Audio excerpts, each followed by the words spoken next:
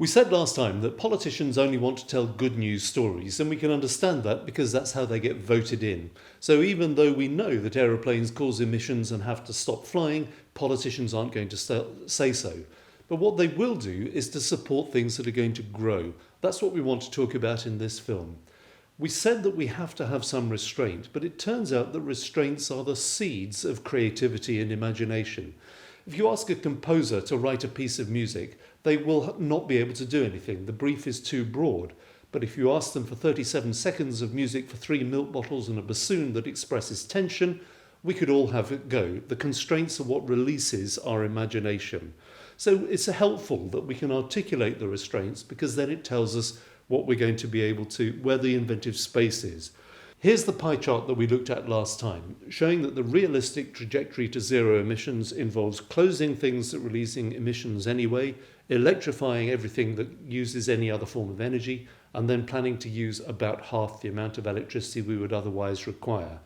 But if you think about it, that means that all of the rest of the space on the pie chart not covered by that half of electricity, is a space for opportunity and growth.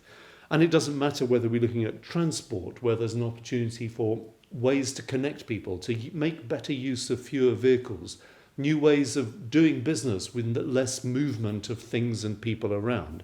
There are opportunities to make money in this space. Another way of saying that we worked out in a meeting that we held where we brought together the whole UK community about resource efficiency, is that we know that we want to drive our emissions to zero, and over that time our non-emitting electricity supply will grow, but it won't grow to the level we want. But that's an opportunity to fill in the gap with new forms of business. And you can see here whether it's profiting from providing information in consultancy or advisory solutions, developing new forms of service, developing new economic models, or expanding manufacturing in different ways. There's a whole raft of opportunities here which we can keep expanding and giving life to. Once we publish the Absolute Zero report, then the UK's innovation network, called the Catapult System, asked us to translate it into a set of reports describing how the main sectors of the UK could grow as a result of what we'd said.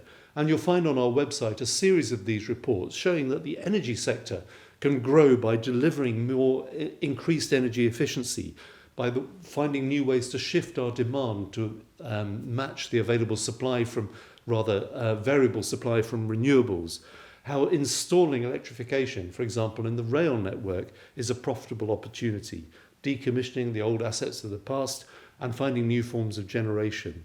And you can see the opportunities in construction, where mainly we're going to be trying to maintain assets rather than replace them. In materials and manufacturing, with new forms of material supply and conserving the value in materials. And in transport, where we want to fill every vehicle and make sure the vehicle is no bigger than required for the journey that it's completing.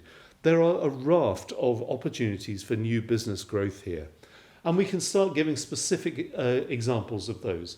We know, for example, that we need to retrofit every house in the UK. There are 28 million houses, roughly, so that's 1 million houses per year. And we already do that for kitchens, and we go to IKEA or B&Q to buy the components of our kitchens.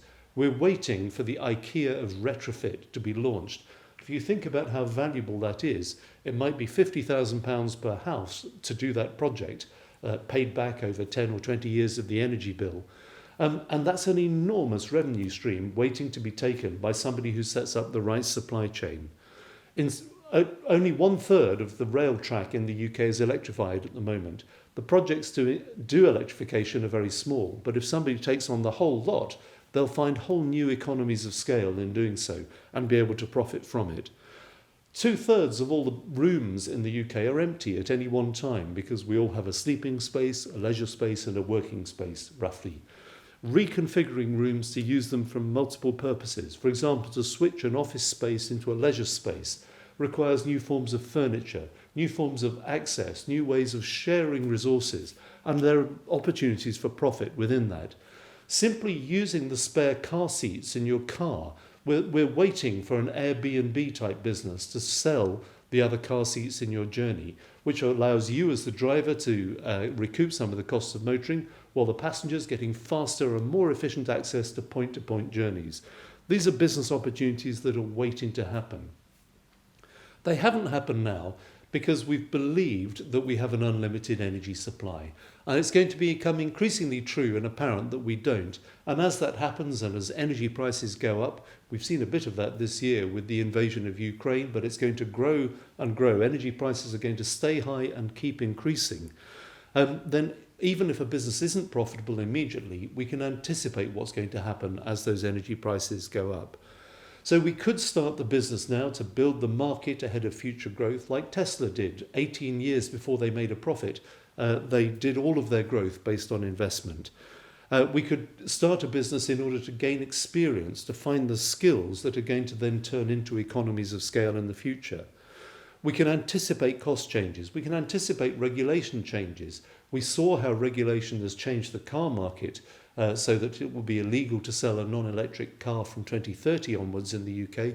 The same is going to happen with gas boilers. That's the most obvious next piece of legislation. And when that happens, there will then be a rush of new business opportunities in manufacturing and installing electric heat pumps.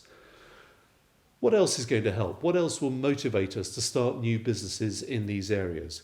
Well, here are some statements we looked at earlier on of 3 very high-profile businesses proclaiming that they've got a plan to get to zero emissions by 2050 or earlier, but at the moment the shareholders can't value it. We know that shareholders are going to come up with new forms of metric to test whether big companies really are going to deliver on their plans. We've made a proposal called ZERPAs to suggest that we could have procurement agreements to secure future access to the 3 critical zero emissions resources that would allow these companies to convert their rhetoric into statements on their balance sheets. I don't know if our mechanism is the right one, but something like that will happen.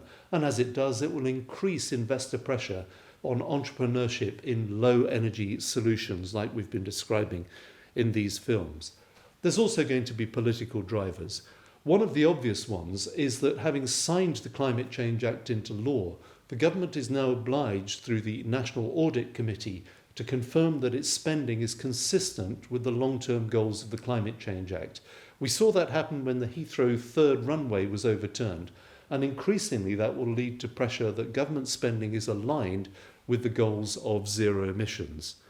We know that the messaging of politics is inconsistent. The targets are oft repeated, but then we find that the government has, for example, reduced taxes on domestic flight. That's going to change. It will become a hot political issue to find messaging that is consistent with the reality of reaching zero emissions. We know that politicians want to back growth, and if we can give them entrepreneurial opportunities, they're going to be able to support them. And obviously, as part of that, we can work with them to shift the rhetoric of mitigation from giving something up to avoiding a disaster, which is what these films are all about. The point of this film is to emphasize just what a rich seam of opportunity exists in the reality of delivering zero emissions with technologies that already exist. That's great for people who want to set up a new business, but that's not all of us. So in the final film, we're going to look at what all the rest of us can do to start acting now in a way that delivers real zero emissions by 2050.